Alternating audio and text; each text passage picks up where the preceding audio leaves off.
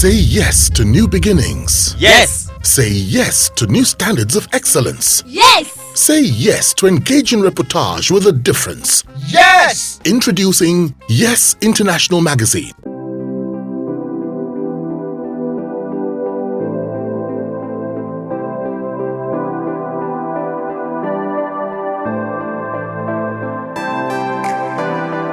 To excel in the arts, what would be your advice to any up and coming, someone, who wants to plunge into the profession? I'll use words. Okay. Conviction, dedication, commitment, perseverance, and ability to learn. Personally, I learned from the old hands, I learned from my colleagues, and I learned from freshers into the business. I learned a lot from that. Okay. So you need to combine all of this because it doesn't come easy. I must confess, it doesn't come easy. Earlier on, we talked about artists facing bad times and then pleading for this and that. I read one or two of the comments here. I need to make this very, very clear. What people think is the income may not be fantastic, even over the year. Because the first reaction you get from people when you see somebody now, maybe pleading for help and all that is, what has he done with his money? What has she done with her money? Some of them have done badly with their revenue. But some have been there with not much to show for it in terms of what comes in spite of the level of their talents. That is how bad things can be within where we operate. It's unlike some other clients that you will find, people hitting it big and carpets are rolled out for them and etc. etc. It is possible here also. But let me zero into your question. You need all the things I've itemized to excel. In prayers too. But you'll be wrong in thinking once you come in to the industry, you are made financial wise. You'll be wrong in doing that. You're thinking that way.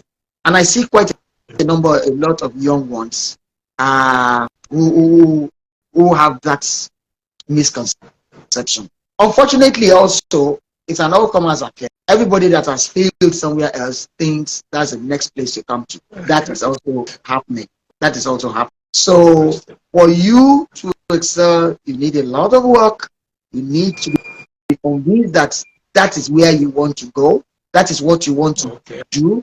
You need to be committed over a period of time. You need to be dedicated.